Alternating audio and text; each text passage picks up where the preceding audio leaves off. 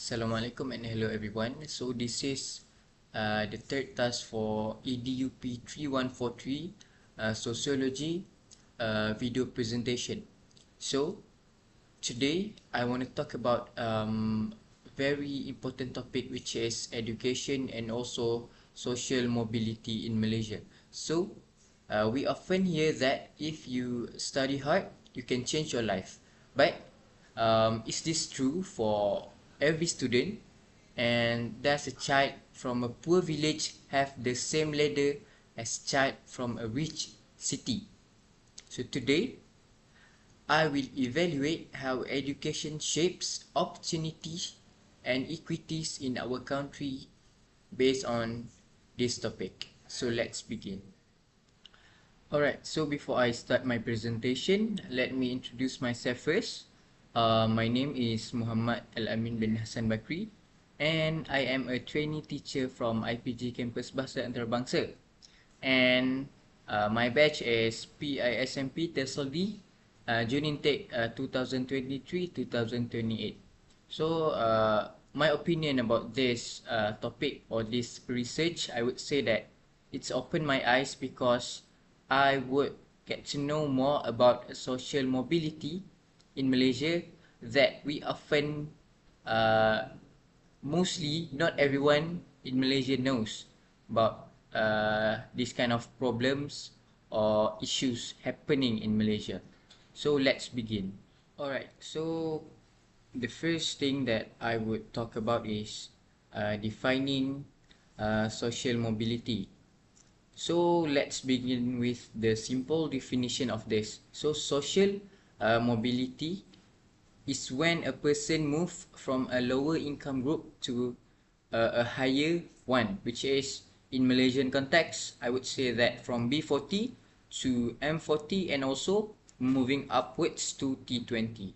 So simply put, I would say that it is the ability to move up to a better life than your parents or your previous family had.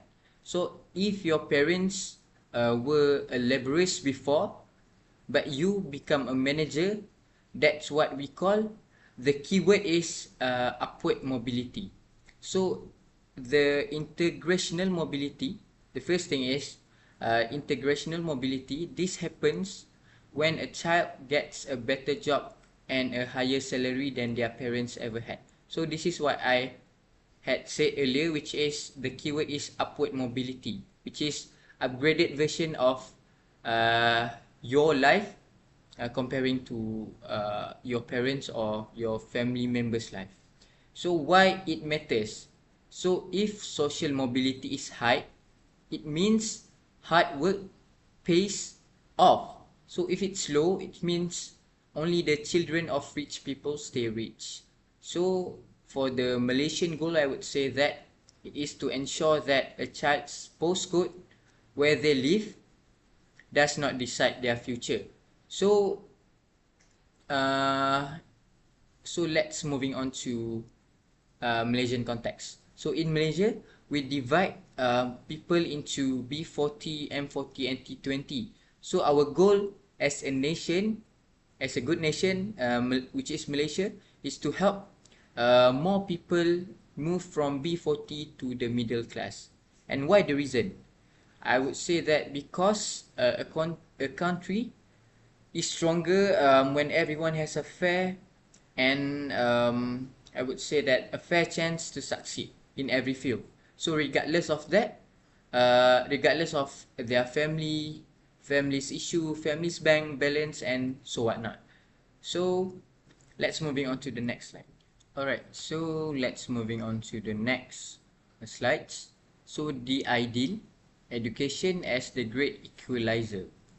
So according to a few researchers, it says that higher education is the main key to getting better jobs and also higher pays. And the human capital idea, it has that. So if you gain more skills and knowledge through school, you become more valuable to companies or to the societies. So Many experts from everywhere argue that higher education is the main key to success. So this is what I have said earlier. This is called human capital theory. So the idea is simple. You go to school, you gain skill, and those skills make you valuable to company. So in our context, to our society, and also to our nation, which is Malaysia. So let's go back to the Malaysian context. So in Malaysia, we see this everywhere. So the government, according to the government efforts, the government builds universities in rural areas and give many scholarships because they believe that a degree, I would say, is a ticket out of poverty in order to change their background or their lifestyle. So this is the ideal that we as a Malaysian need to believe in, because if we have a good education, I would say that our future is secure. More than if we talk in a percentage, I would say more than 50. It's high, more than 50%. Higher chance for you guys to succeed if everyone, or if you have a better education. So the promise, I just read what inside the slide. So the promise: study hard, get a degree, and you will escape poverty. So let's all believe in this mindset. Alright, so let's moving on to the reality. So why success is not equal to everyone. So according to the Breen and Johnson 2005, one of the research article I have go through. So the problem, so their research shows that family background and also social class still play a huge role in a student success. So let's think about it, about this scenario that I would like to share with everyone. So let's think. Two students are equally smart, but one has a quiet room, a big room, and a private tutor, and the other one has to help their parents, for example, to sell something, for example, to sell nasi lemak after school. So even if they go to the same school, we must understand that they are not running the same race. So this kind of problem raises a big question. So is education truly helping people move up, or is it just helping the rich stay at the top and the people at the bottom stays at the bottom? So the question is become more, I would say, a big point in this research article. So why success is not equal? So let's moving on to the next slide. So let's talk about the factors. So the factor 1, differences in school quality. So our first big factor is the school quality. So let's talk about the elite school, which is in Malaysian context SBP and or MRSM. So these schools often get more funding, better facilities, and the most experienced teachers compared to other schools. So I would say that this school have amazing labs, the best teachers, and students who are highly motivated. But then we also have regular school, which is daily national school, SMK, the normal one. So many regular school, especially in rural areas, struggle with aids, which is computers, broken labs, and also fewer resources. So they might not have the same opportunities that they got compared to elite school. So I would say that when a student from an elite school applies for a scholarship, they already have their brand name which is their background from the elite school, from SPP or from the MRSM. So this creates, I would say that this creates an unfair gap before the students even reach universities, because I would say everyone will see them as a higher level students compared to the normal students from the normal school, which is SMK. So the geography, so if you live in a rural village in Sabah or Sarawak, or another states, which for example Kelantan, Terengganu and whatsoever, your school choices are very limited compared to someone in Kuala Lumpur.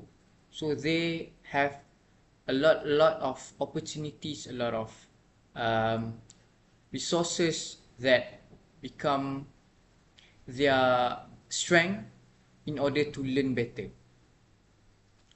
Alright, so we're moving on to the second factors. So earlier I have talked about the resources, the gap resources between the elite school and also the normal school. So the second factors is about the digital access gap. So the first point is more than just a phone. So in nowadays, to study well today, students or every student actually needs a laptop and a stable high-speed internet connection. So here, for example, let's say for the primary and also secondary education, it don't really affects them, because they need to do everything in school. But for tertiary education, they need more digital things or digital gadgets in order to learn or study well. So the second point is urban versus rural. So in the city, 5G is everywhere. But if we go back to Sabah or Sarawak, in the interior, students sometimes have to climb hills just to get a signal for a Zoom class. So earlier, I have talked with my friends. My friend shared with me about how she live in Sabah. So she said to me that sometimes the internet there is not so strong. So if she wants to send something, she wants to use the internet, she needs to go to the town and she can use the internet.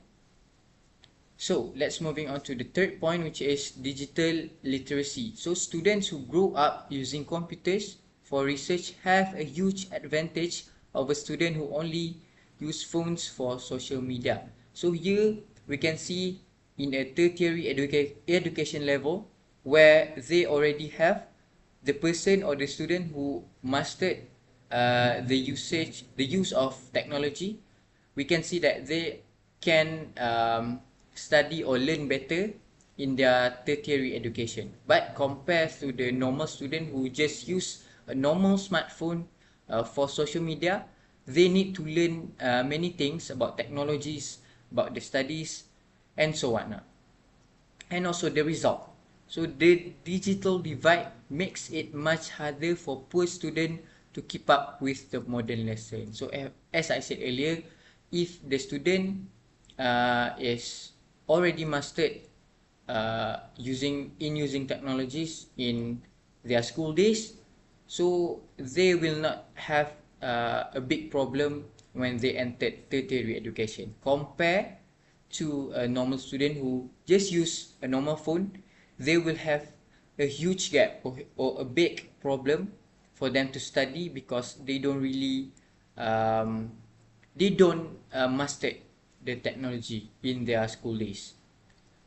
So all this becomes a big debate in education actually. It still become a problem because it happens everywhere and still happening now. So let's moving on to the next slide. Alright, so let's moving on to the third factor, which is family support and also cultural capital. So the first point is financial support. So rich parent can pay for extra classes, sports, and music lessons that look good on a resume. So this, I would say, this would become a strength for a rich people, the high level people, high class people, for their children, because they can provide everything without, in order to make their sons or their daughters looks good in the future. So the second point is academic guidance. So parents who are graduate can help their children choose the right subject or the right path, and apply for the best college in the future. So the third point, the safety net. So if a rich student fails a test, their parents can pay for a private college compared to uh, poor poor background family. If they fail something, maybe they need to resit the exam, or just not continue their tertiary education. So as I said earlier, if a poor student fails, they often have to stop studying and right away start working. And also the last point is connection, which is, as Malaysian, we know as cable. So knowing the right people helps students get a high-paying internship that are not advertised to the public. Here we can see the unfairness that often and still happening in Malaysia. Not only in Malaysia but everywhere around the world. So this unfairness is actually become more normal to everyone, because uh, they think that having a cable or having to know the right people in some organization can make their future better. Alright, so let's moving on to the next slide, which is the shadow education tuition problem. So a tuition actually known as a second school. So in Malaysia, many students spend up 3 to 4 hours in tuition centers after their normal school day end. So this includes high class people and also low class people. They go to a tuition centers to learn more or to study more about the subject at school. So the second point is the cost of success. So everyone in Malaysia knows tuition is expensive. So family with low income, which is the low class families, cannot afford the best tutors. So they just go to a basic or a normal tutors that don't really have good resources for them to study or to learn of. So the third point is creating a gap. So if the school exam is based on things taught in tuition, the poor student who only attend normal school is at a disadvantage. So this kind of problem that we need to cope more, because it's happening not just in Malaysia but everywhere. So the fourth point is systemic pressure. So this makes education feel like something you have to buy rather than something you earn by being smart. So as I have said earlier, if you have more money, you can get a better education, and if you don't really have money, which is poor, you cannot get or you cannot afford a good education. So this kind of problem happens and still happening in Malaysia. Alright, so let's talk about job. So higher education and the job market. So today a degree is common. So companies now look for more, which is more students or more people who have good English, soft skill, and also confidence. So students from wealthy background often speak better English because they use it at home compared to a low class family's background students. So the first point is degree inflation. So today almost everyone has a degree, and this means that it is a basic degree. It is a basic degree is no longer enough to guarantee a high paying job. So as I said earlier, they often use some sort of criteria in order to find someone to enter a company, which is good English, good they have many soft skill and also confidence when they are speaking in English. So the second point is the language barrier. So private companies in Malaysia often prioritize English proficiency because they think if a people or a person has a good English, they can secure many job, or have they can become a good figure because they can talk well or they can speak well in English. So students from a wealthy urban areas usually speak better English because they use it at home, and also they use it at the early age.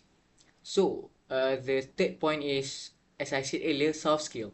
So confidence, public speaking, and also leadership are often taught more in expensive private school than in crowded public school.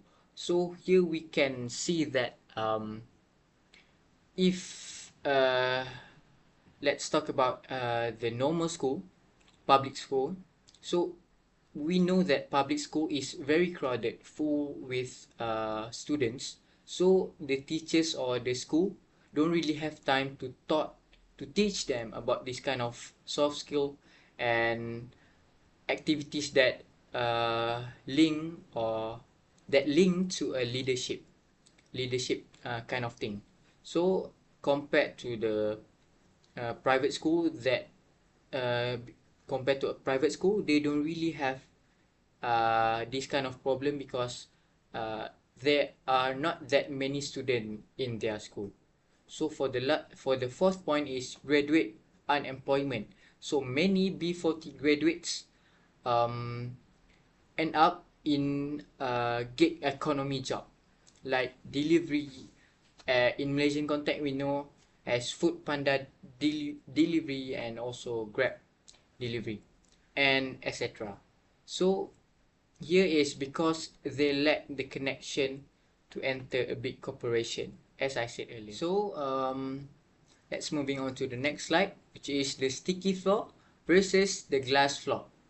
So the first one is the sticky floor. So this is when poor students are stuck at the bottom because they have to pay off their debt, which is PTPTN, when they are studying. So this is a loan actually, and send money back to their parents immediately after graduating because they need to secure a job and they need to give money to the parents. And the second one is the glass floor. So this is when rich children are safe from falling into poverty by their family's wealth and social status. So even if they are not hardworking. So the critical evaluation here is this shows that education is not always enough to fix inequality if the system favors those who already have money. So I would say that the people who are that are safe from by their family's wealth and also social status, I would say they cannot take the risk because it's not that they cannot take the risk, but um, even if they are lazy or fail, their parent wealth still catches them, so they never fall into poverty. So it's not actually make them feel the fear of not becoming, not having a good I would say that good opportunities in the future about the job. So let's talk about the TVET and also skills. So here what we can see is the importance of TVET and also skills. So the first point is practical path. So vocational training, or we know as TVET, teaches skills like automotive engineering, coding, culinary arts, and etc. So I would say that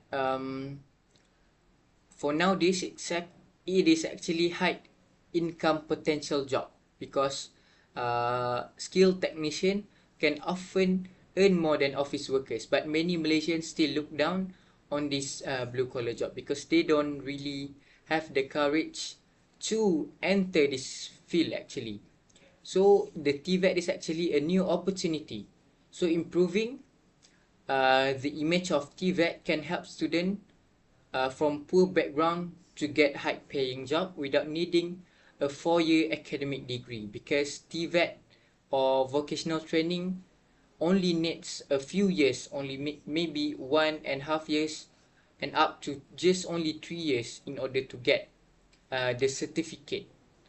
So as a teachers, I would say that we we need to highlight more about this kind of field, because not everyone in Malaysia knows the importance of TVET and the skills job.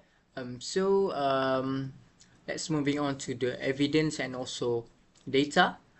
So the first one is the gap in result. So statistic shows that students from a higher income families generally score higher in SPM, because as I said earlier, they get the opportunities, they get the resources, and everything is enough for them in order for them to learn or study hard in their school.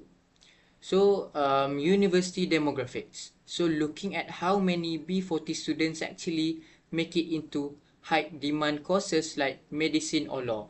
So here we can see that it is actually education is actually become a stepping stone for low class people or low class students to change their life.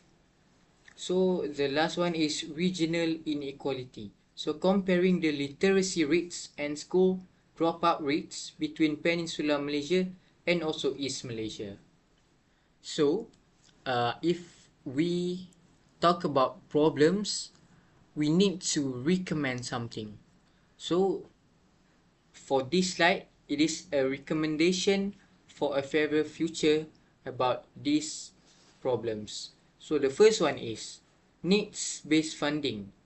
So instead of giving every school the same amount of money, we need to become the government need to give more to schools that have poor student and bad facilities, so that they can upgrade their school, their facilities and resources, so that their students can learn as same as the one who are learning or studying in private school. So the second one is universal internet. The government, I would say, that should treat the internet like water and electricity, which is a basic right for every student. So they need to expand more, I would say, the internet kind of thing in rural areas, so that the students in rural areas can, as I said earlier, can learn as same as students who are in urban areas. So the third point is career mentoring. So school should bring in successful people from B40 backgrounds to mentor students and show them that success is possible if they are hardworking. So the last point for recommendation is reducing tuition reliance. So we need to make sure that what is taught in school is enough to pass the exam, so that the poor student don't need expensive tuition. So we as a teachers plays a big role in order to complete this recommendation. So that is the last slide for my video presentation. I would like to express my gratitude to everyone, to my friends, to Madam Norhana for helping me in understanding this kind of problems, and also help me by giving a solution and opinion about this. So I have put a quote from Nelson Mandela here, which is, education is the most powerful weapon which you can use to change the world. So here we can see that it is a big quote for us, teachers, trainee teachers, because we plays a big role in order to change the world, because we are teaching and we are going to teach the students, the kids, and it's, I would say that it's, their future depends on us. So see you next time. Thank you, everyone.